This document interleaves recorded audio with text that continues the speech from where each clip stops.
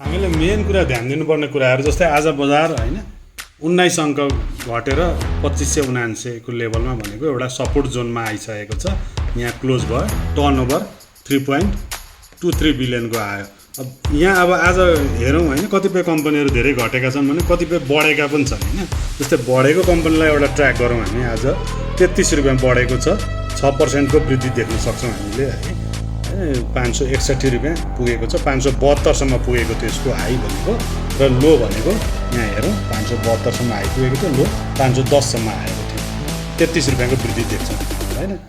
यो केमा भन्दाखेरि एसपीएचएल है भनेको सयपत्री हाइड्रो पावर लिमिटेडमा 561 रुपैयाँमा आज क्लोज भएको छ। अब यसलाई हामी डिटेल्स यो ट्रेड लिने कि नलिने त हैन, यसमा के छ त हैन, यसमा अपरेटरहरू खेलाडीहरू छिरेका हुन् कि हैन, यो त्यसै भिडाउन खोजेको हो कि पम्प एन्ड डम्पको काम भइरहेछ कि बियो टु बियो ट्रान्सफर भइरहेको हो कि भनेर डिटेल्स हामीले एनालाइसिस गर्न मात्र यो कम्पनीमा भोलिदेखि अब आजैबाट वाच लिस्टमा राख्नुपर्ने हुन्छ। भोलि पनि यसलाई वाच लिस्टमा राख्ने कि नराख्ने, ट्रेड लिने कि नलिने भनेर अलिकति हामी भिडियोलाई डिटेल्समा गएर हेरौँ। र हाम्रो च्यानलमा आइपिओ क्लिक नेपालको च्यानलमा यहाँहरू नयाँ हुनुहुन्छ भने सबैले सब्सक्राइब गर्नु होला युट्युबमा गएर, र हाम्रो भिडियो मन पर्यो भने लाइक सेयर पनि गर्न नबिर्सिनु होला है त। ल भिडियो हामी अब डिटेल्समा जाउँ त, अन्तिमसम्म हेर्नु होला भिडियो नकाटिकन।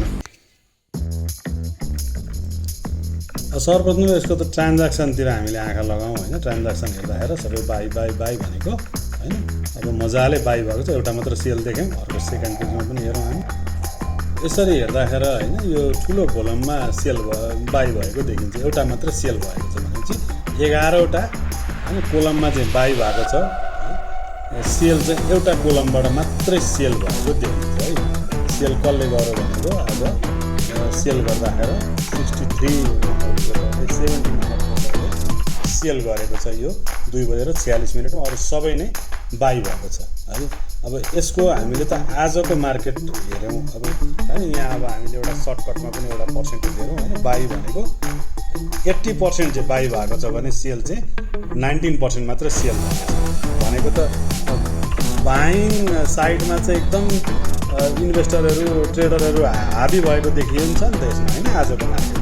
अब यसलाई अगाडि पनि ट्र्याक गरौँ, योभन्दा अगाडि अपरेटर खेलाडीहरू छिरेको कि नछिरेको कसरी पत्ता लगाउनु भन्नुहुन्छ, त्यो एउटा कुरा यसबाट पनि पत्ता लगाउन सकिन्छ है। त्यसमा चाहिँ हामी अब यो हामी 2-4 दिनको ट्र्याक गर्छौँ। आज जस्तै आज बढेको मार्केटलाई हामीले वाच गरिरहेको छौँ। जस्तै अब हिजोको ट्रेड हेर्दाखेरि हिजो के भएको छ भने ठ्याक्कै उल्टो भएको छ हिजो है। अब 19% चाहिँ हिजो बाई भएको थियो भने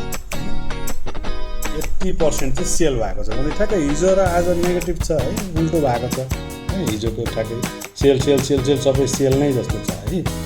हिजो थोरै ट्रेड भएको छ हिजो हुनु त, आजको भोल्युम र हिजोको भोल्युमलाई हेर्दाखेरि फरक चाहिँ छ होइन। जम्मा 2569 किता मात्रै हामीले यहाँ ट्रेड भएको देख्छौँ भने यो उसबाट एमकेटी ट्रान्ज्याक्सनबाट पल्पमा यसको हामीले योभन्दा अगाडि पनि हेरौँ त होइन। अब त्योभन्दा अघिल्लो दिन हामीले बिहिबारलाई हेर्दाखेरि 100% नै टोटल्ली बाई मात्रै भएको छ भने सेल कुनै पनि भएको छैन भने यसलाई अझै पनि हामीले मार्केट अब योभन्दा अगाडि पनि हेर्नुपर्ने हुन्छ। कमसेकम पनि सर्ट टर्म ट्रेड गर्नलाई हामीले 10 दिनको मार्केटलाई चाहिँ टोटल्ली अरू पनि एनालाइसिस गरेर ट्र्याक गरेर हेर्नुपर्ने हुन्छ, अनि मात्र यसमा ट्रेड लिने कि नलिने हैन, कुन रेटमा ट्रेड बाई गर्ने भन्ने कुराहरू डिसाइड गर्नुपर्ने हुन्छ। तर यसको सिचुएसन चाहिँ पोजिटिभ नै देखेका छौँ। साथीहरूले पनि आफूले पनि एनालाइसिस गर्नुहोला हैन।